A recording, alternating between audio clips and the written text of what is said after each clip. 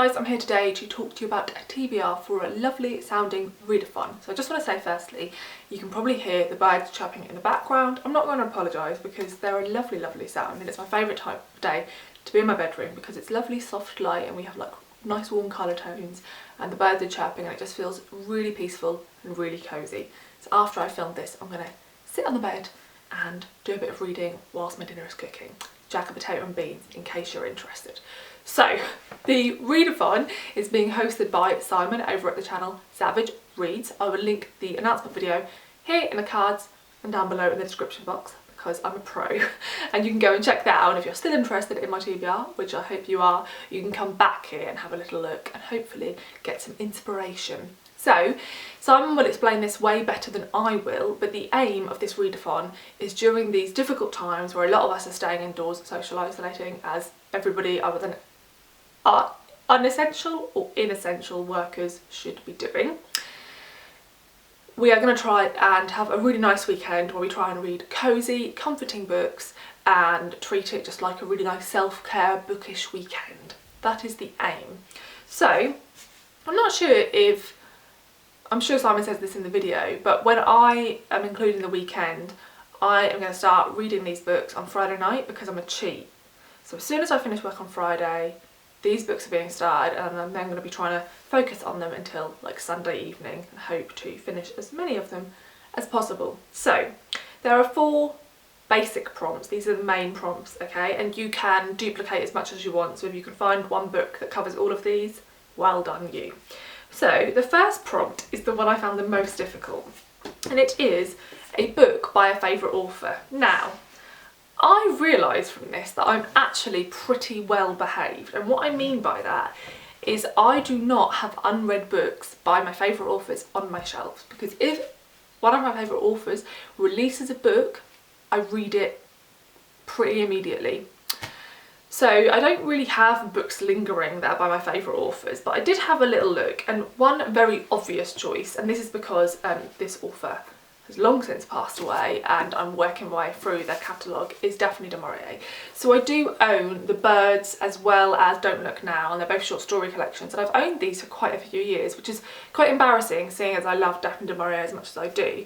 Now the reason I've never really got to these is because I don't really know what it is. I think it's the way these are printed. There's quite small font and there's quite a lot of text to the page, and I'm never a fan of books that are printed like that because you just feel like you're not getting through them. And then I always say to myself, oh, I have to read this book when there's like a storm outside and it's super gothic and autumnal, and then I just never make the time for it, and it's ridiculous because like I love her books. So I'm going to read The Birds by Daphne du Maurier, possibly. This is the one that ticks that box like as much as possible because she is one of my favourite authors.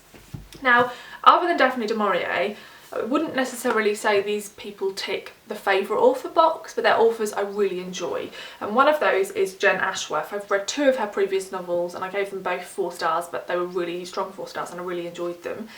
So I have A Kind of Intimacy by Jenn Ashworth, and this is a sort of contemporary novel about an obese woman who is really hopeful, but then she starts to get obsessed with one of her neighbours, and it says it looks into her murky history of violence, secrets and sexual mishaps. It starts to catch up with her. So yeah, it sounds a little bit sinister. She writes really good stories about working class people from the north of England, and I really enjoy her tone, so that could be a good one. And then I also have Marianna by Monica Dickens. I read The Winds of Heaven by Monica Dickens quite a few years ago now and absolutely loved it. I thought it was delightful. So I've only read one of her books, but I really enjoyed it and I've owned this one for a few years, so this could be a good one. So many people have read this. This is one of the Persephone editions and they class it as like their Persephone classics. It's one of their bestsellers and I always mean to read it and never have. This is a sort of coming of age story about her growth towards maturity in the 1930s, and I love those sorts of things, and this is compared to I Capture the Castle, The Pursuit of Love, and I love I Capture the Castle, so I've no excuse for having not read this, and I've put it on so many TBRs to the point where I should be ashamed to include it on this one. And the last one that could fit that category is something like Breathing by Angela Redman. So I really loved Angela Redman's short story collections, which was called Don't Try This at Home. and I was really happy when this was released, and I pre-ordered this when it came out about a year ago and still haven't read it. This is set in the 1950s on a Scottish island, and again it's about two young girls and their friendship, but I don't know if there's a slight magical twist to this. Her collection, Don't Try This at Home, was fabulous fiction. There's a lot of odd things happening, and I think that could be the case with one of these girls. I love these sorts of books. Island, young girls, like possible mysterious elements, so this ticks a lot of my boxes. So any of those four could fit that first prompt of read a book by a favourite author, but I think the one that it should be is this one, and also just based on how long it's sat on my shelf, it should be this one. Okay, so the next prompt is a book you've been saving for a rainy day. Now, I would say that all of these, bar the Jenn Ashworth, meet that prompt. I only got the Jenn Ashworth for Christmas, so I don't feel like I've been saving it for a rainy day because I've not actually had it for very long. But these three, I've had both of these two for absolute years, and I've had this one, like I said, for a year, and I pre-ordered it, so it's rather shameful. And all of them have been books I'm aware are going to be like cosy or gothic, and I've been saving them for when it's like rainy or stormy. And it's not here at all. It's very sunny, which is obviously making it harder. Like, I love rainy, stormy weather, and I think it would be easier to stay indoors in that weather for everybody. So it's just a bit frustrating that it's really lovely outside. But yeah, I'm just going to ignore what the weather is outside and pretend that it's actually rainy and stormy and try and read these. But then as well as that, and when I feel like I've been saving for a rainy day, just because I feel like this could be, I don't know why, but I feel like this could be a nice cosy read. And that's The Stopping Places, A Journey Through Gypsy Britain by Damian. Now, Jenn bought me this, and I think it may have been for my birthday last year. It definitely wasn't Christmas. I feel like I've definitely had it since before Christmas, so I feel like I have been saving it for a while. So this could be a possibility, and I'm also aware that other than this, I won't mention any non-fiction in this TBR.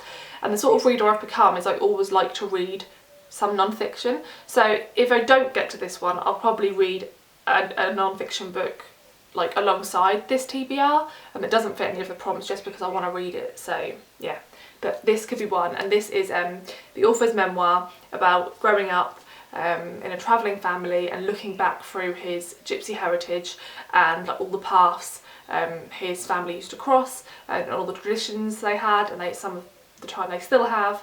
And I think that sounds really fascinating, and I started reading the first couple of pages the other day and I really liked the tone, so that could be a really nice read. So like I said, those are a stack that could sort of cover the first two prompts between them, and in fact, if I don't manage to read as much as I hope, I could probably pick one book that covers both the prompts off. So the next prompt is a book that is short and sweet, and I've decided I'm definitely going to go for this one. This one's easier. This is Toffee by Crossan. I only bought this a couple of weeks ago, and it doesn't look that short because it is just under 400 pages, but this is in prose form, so it's written like poetry. I'll show you. So each page looks like this. So I read her book One a few months ago, and I really enjoyed it, and I read it in about an hour. Like, it's super quick to get through, so I think this will be the same. And again, this sounds really cosy and comforting in tone.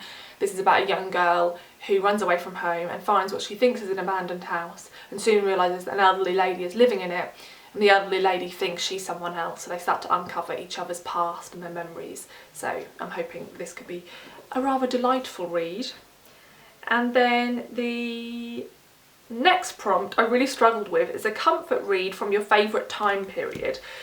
So actually this got me thinking, because I'd never really thought about it, to be honest, and I think if I was asked, like, my automatic reaction would be Victorian, because I feel like that's a really common time period that's written about in books. It sells well. A lot of us have read a lot of Victorian historical fiction novels. But actually, when I thought about it a bit more, I realised that while some of my favourite books, Fingersmith by Sarah Waters, The Essex Serpent by Sarah Perry, are set during the Victorian period, actually, overall, when I had a look at some of my favourite historical fiction, the majority of them do not fall in that time period.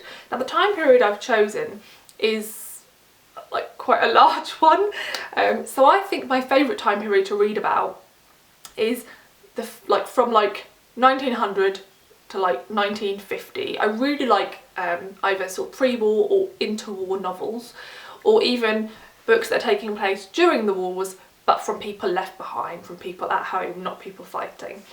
And there's just so many books I love during that time period, during that setting. So let me know if you'd like me to do a video talking about some of those historical fiction books, because there's just some amazing ones. And so I decided to go for a book that fit that category, because I think actually that probably is my favourite time period to read about. So this is A Spell of Winter by Helen Dunmore, and this is set in the years just before the First World War. It's about brother and sister who live in an English mansion with their stern grandfather, and they've been abandoned by their mother and their father is in an asylum, but they start to uncover secrets, and I think this is a bit gothic and mysterious. I've never read any Helen Dunmore, but I feel like she could be an author I really enjoy, so I'm going to go for this one. I was really tempted to go for, what is it? Why has my mind just gone completely blank on me? Just Kids' latest historical fiction novel. I'm going to write the name of it here. I've just gone completely blank. I was tempted to pick that one up. That's a Victorian novel, but I decided to go with my heart and declare that my favourite time period to read about is the first half of the 1900s. So there's that. There is 3 additional prompts and I'm going to have a go at them. So the first one is to read a book from the 2020 Women's Prize long list. Now I'm reading my way through the majority of the long list. I'm interested in quite a few of them actually this year, and I'm sort of consistently reading my way through them. But I don't think I'll manage to read one of the long listed books alongside some of the other books I've mentioned, just in terms of time, because I will want to do other things this weekend other than read. So I've decided to try an audiobook one, because that means that whilst I'm doing other things I can listen to an audiobook, and I don't know if I'll manage to finish it, but we shall see.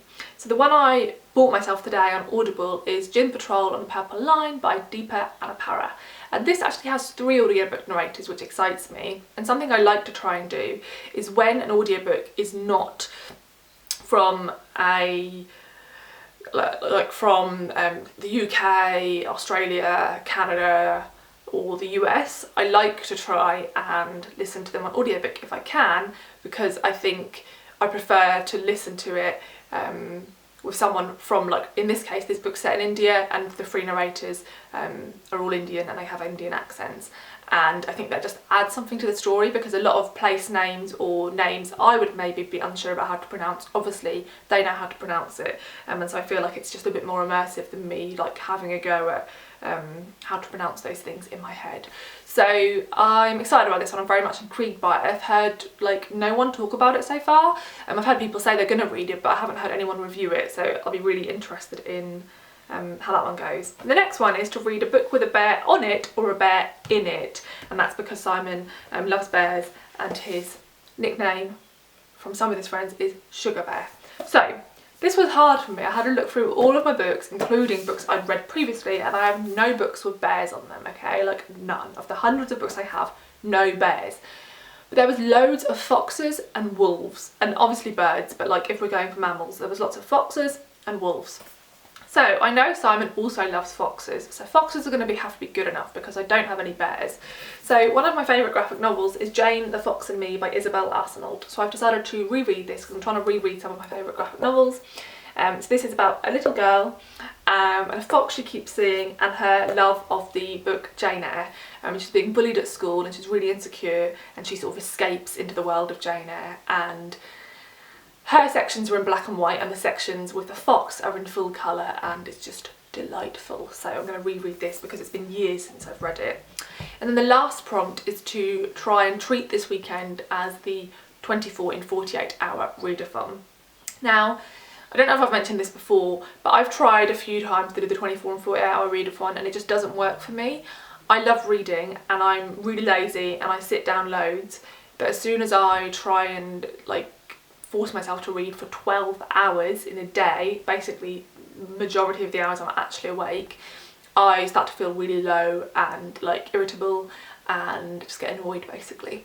So I don't really want to do that. So what I'm going to do is try and read as much as possible without pissing myself off. So I'm going to do other things, you know, do jigsaw puzzle, play video games, watch films, and not feel stressed about it. But I probably will start reading these books on Friday, so I'll have Friday evening, Saturday and then Sunday. That is my plan. So let me know if you're going to be taking part. I'd love to know your TBR. I'm so nosy about people's TBRs or readathons.